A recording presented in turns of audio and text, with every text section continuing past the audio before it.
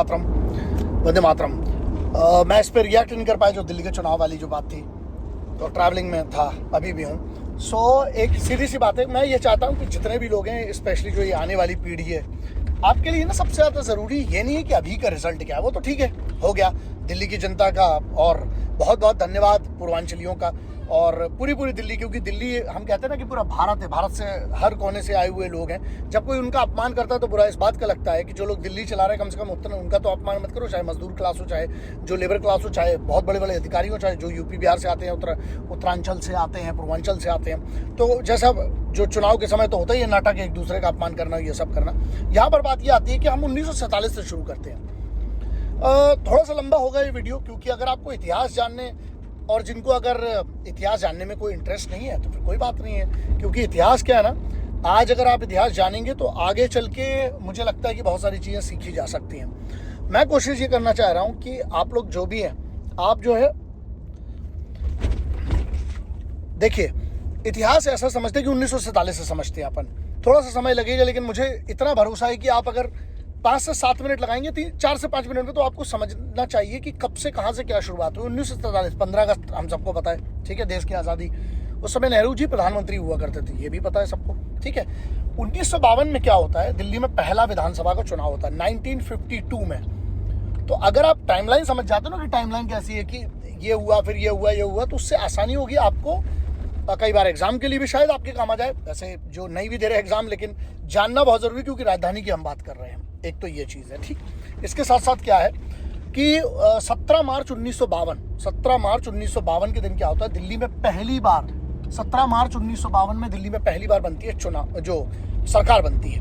वो किसकी सरकार बनती है, चुनाव हुए, और उसके बाद जो है वो कांग्रेस 39 सीटें, मैं गलत भी हो सकता है, देखिए मेरे डेटा है, मेरे जितना बुद्धि है, जितना है वो गलत भी हो सकता है, लेकिन जनरली तो होता नहीं हूँ। तो आपको ये समझना पड़ेगा कि उस समय क्या हुआ कि 39 सीटें, मेरे ख्याल से 39 सीटें जो है वो 39 सीटें आई थी कांग्रेस को, कांग्रेस ने सरकार बनाई। उसके बाद ब्रह्म प्रकाश जो थे, ब्रह्म प्रकाश कांग्रेस के पहले प्रधानमंत्री बने थे। उस वक्त जवाहरलाल नेहरू जी जो थे उस समय प्रधानमंत्री हुआ करते थे भारत के। 1956 ये बहुत इंपॉर्टेंट है पूरे सब्जेक्ट को समझने के लिए। क्यों?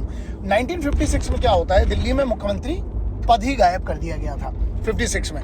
उस समय क्या हुआ, 1 नवंबर 1 1956 को दिल्ली में केंद्र शासित प्रदेश जो है उसको बना दिया। उसको कह दिया कि भाई अब ये जिसको बोलते हैं सेंटर, इसका सेंटर माई बाप होगा, मतलब विधानसभा अब नहीं होगी। और उसके बाद ये हुआ कि मेरे ख्याल से जितना याद है कि वहाँ पर ये मैटर जो कंसर्न जिसकी जो बात हुई थी वो ये हुई थी कि अब यहाँ पर जो होगा वो राज्यपाल, मतलब उपराज्यपाल और जो एडमिनिस्ट्रेटिव जो लोग थे वो लोग इस पर राज करेंगे। उस समय भी जवाहरलाल नेहरू जी प्रधानमंत्री हुआ करते थे। क्यों मैं प्रधानमंत्री भी बोलते जा रहा हूँ उसके साथ साथ, सो दैट आपको टाइमलाइन समझ में आ जाएगी। अब सीधे अपन अगर जम करके आते, बीच में बहुत सारी बात हुई, फिर जनसंघ की स्थापना हुई, वहाँ पर एक अलग पैरेलल वो चल रहा था।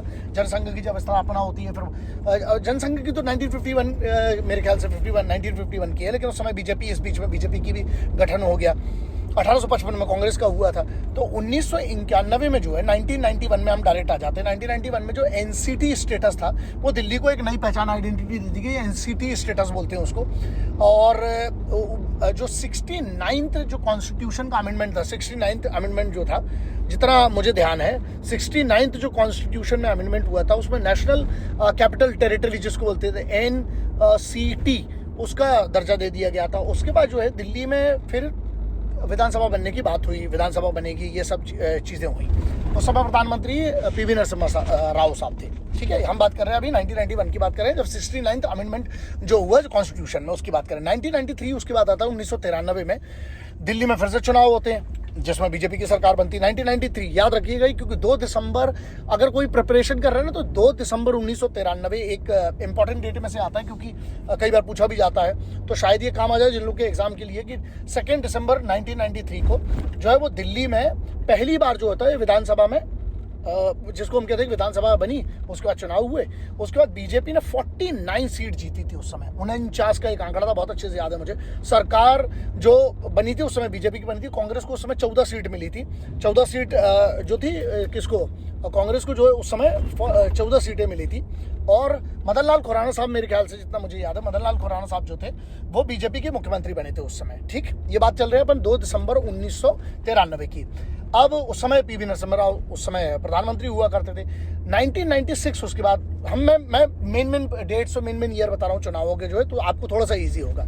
उसके बाद हम 1996 में जब मदन लाल खुराना साहब जो थे, उनकी जगह पे साहिब सिंह वर्मा जो बीजेपी के थे। साहिब सिंह वर्मा क्यों, क्योंकि अभी जो साहिब वर्मा जो अभी जो इस बार लड़े हैं प्रवेश, तो जो केजरीवाल को जिसने हराया है, जो बाल हारा है, तो बाल जो हारा है वो बाल को हराने वाले ये हैं, उनके बेटे हैं वो। ठीक है, उसके बाद प्रधानमंत्री उस समय, अगर हम 1996 की बात कर रहे हैं, तो उस समय प्राइम मिनिस्टर हुआ करते थे HD देवेगौड़ा, उस समय प्रधानमंत्री हुआ करते थे। फिर 1998 पे आ जाते हैं अपन, 1998 जब सुषमा स्वराज जी मुख्यमंत्री बनी थी। और सुषमा जी मुख्यमंत्री जब बनी थी, जब अटल बिहारी वाजपेयी साहब उस समय प्रधानमंत्री हुआ करते थे। 1998 की बात है। फिर 1998 में ही जो शीला दीक्षित जी की एंट्री होती है, बहुत बड़ी, जिसको बोलते हैं ज़बरदस्त एंट्री थी। 52 सीट सरकार जब बनाई थी कांग्रेस ने, उस समय 52 सीटें आई थी उस समय। 1998 की बात कर रहा हूँ, कारगिल के जस्ट पहले की बात है, जितना मुझे ध्यान है चीज़ें। तो 1998 में क्या होता है कि 1998 में शीला दीक्षित जी आती है, 52 पूरा मेरे ख्याल से 52 सीट जीतती हैं, सरकार बनती है। उसके बाद 3 दिसंबर 1998 को जो है वो शीला दीक्षित जो कांग्रेस की उसकी शपथ लेती हैं। उस समय अटल बिहारी वाजपेयी साहब प्रधानमंत्री हुआ करते थे ना, 1998 की हम बात करें। 2000 फिर उसके बाद जब नेक्स्ट इलेक्शन की बात करें, दूसरी बार जब शीला जी दीक्षित जी की जब टेन्योर की बात करते हैं, 2003 में कांग्रेस की फिर से एक बार जीत होती है। उस समय 47 सरकार जो मेरे ख्याल से कांग्रेस को 47 सीट्स आई थी। उसके बाद बीजेपी जो थी, बीजेपी को 20 उस समय सीट आई थी, बीजेपी बन चुकी थी। और बीजेपी 2008 में, if I am not wrong, 2003 की अगर हम बात करें तो 20 सीट आई थी। शीला दीक्षित उस बार दूसरी बार प्रधानमंत्री बनी थी।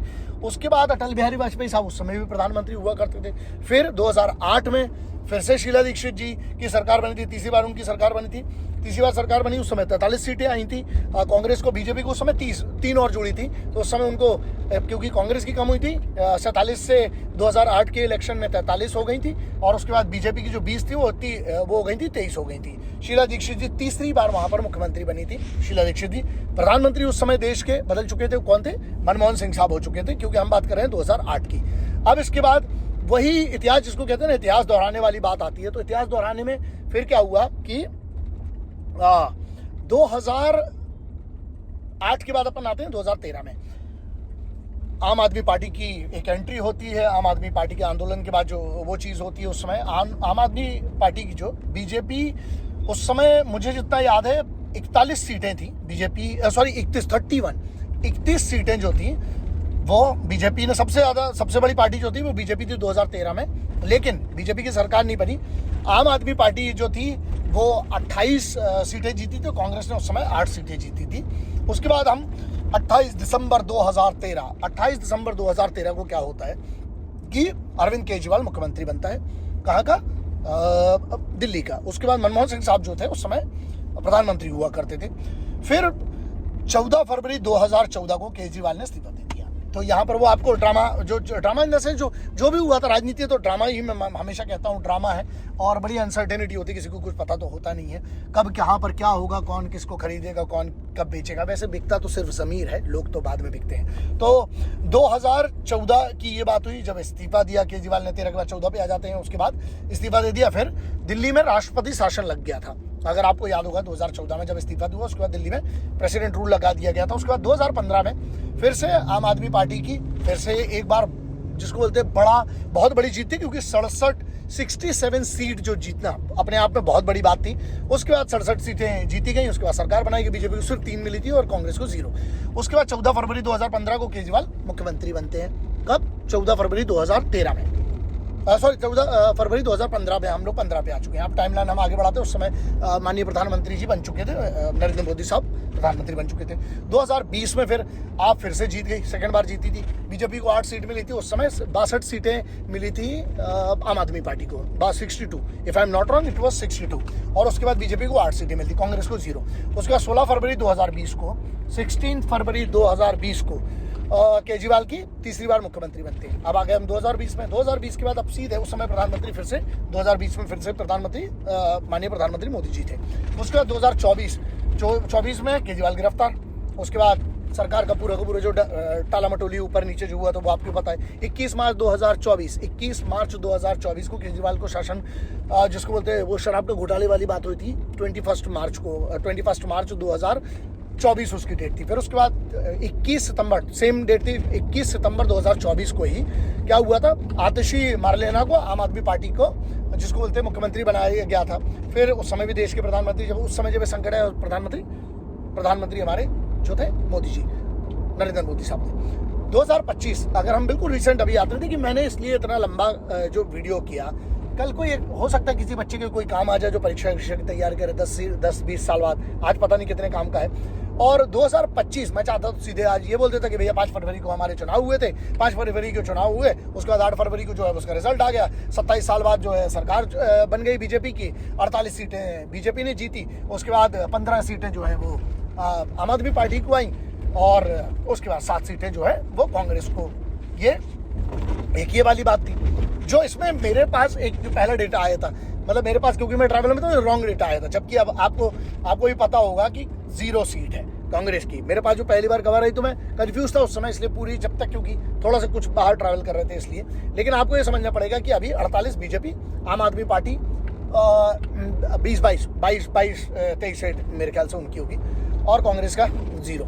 तो अभी भी मतलब मैं बात कर रहा हूँ 2025 में जब देश के प्रधानमंत्री जी हमारे अभी भी प्रधानमंत्री मोदी साहब। अब यहाँ पर ये बात आती है जो समझने वाली या समझाने वाली से ज़्यादा ये है कि आप 1947 से लेके अभी तक दिल्ली अगर आप समझते हैं तो दिल्ली में ना बहुत सारे उतार चढ़ाव बदलाव आते रहते हैं। मेरे लिए एक मैटर क्या करता है जो मैं हमेशा कहता आया हूँ ना, देश के अंदर ना माहौल अच्छा कीजिए। राजनीति जो राजधानी जो है ना, राजधानी बहुत महत्वपूर्ण है, लेकिन जो बाहर से लोग आए हैं उनका कोई भी अपमान ना करे। अभी देखिए बहुत सारे चैलेंजेस इसलिए हैं, अगर किसी ने यहाँ तक वीडियो देखा है तो ये जानना ज़रूरी है कि चैलेंजेस तो बहुत हैं। सरकार किसी की भी बने, ध्यान रखिएगा अभी भी माई अभी भी गंदी है। हम माँ यमुना की बात कर रहे हैं तो वो साफ़ करेंगे तो मैं तो उनका भी साथ दूंगा। उसके बाद अगर हम बात करें तो बहुत सारी जो एडवांसमेंट है एजुकेशन में, बहुत सारी चीज़ें होनी चाहिए। दिल्ली में ना मैं कहता हूँ कि राजनीति की गंदगी मत करो। ऑलरेडी माई में बहुत गंदगी है, उसको साफ करो। अब चाहे बीजेपी की बनी, जैसे बीजेपी की बनी, बीजेपी के ऊपर बहुत बड़ा दायित्व है क्योंकि ऑलरेडी जो करप्शन की चीज़ें अभी जांच होना है, बहुत सारी चीज़ें होना है। लेकिन हाँ, केंद्र और राज्य में सरकार अभी है। अब आशा करते हैं, बाकी तो वक्त बताएगा और वक्त से बड़ा कोई उस्ताद नहीं, वक्त से बड़ा कोई गुरु नहीं। तो आप सभी अपना ध्यान रखिएगा, ख्याल रखिएगा और भगवती करे कि आप, भगवती और भोलेनाथ की कृपा से आप सब अच्छे रहें। अपना ध्यान रखिएगा। जय हिंद, वंदे मातरम, इंकलाब जिंदाबाद। सभी को मेरा प्रणाम है। पहुंच के फिर से आपसे बात करूंगा। जय हिंद, वंदे मातरम, इंकलाब जिंदाबाद। भारत माता सर्वत्ते पर, भारत माता की जय।